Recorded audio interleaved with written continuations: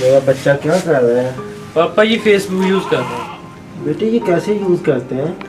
पापा ये एक ना सोशल साइट होती है जिसमें से ना मतलब के लोगों के कनेक्ट की होती है। अच्छा बेटे ये क्या है इसमें?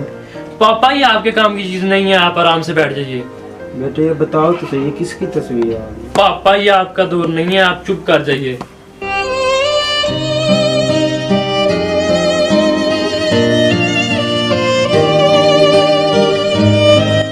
बेटे जब तुम छोटे से थे ना।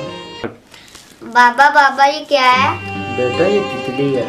तितली कहाँ रहती है? बेटा ये फूलों पे आती है।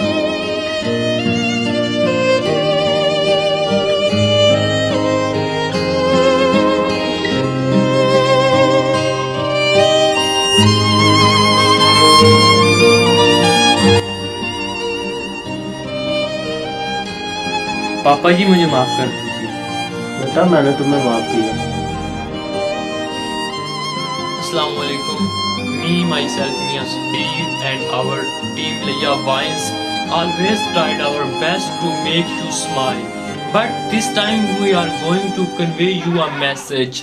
So if you love your parents, then please share this video and like our page. Shukriya.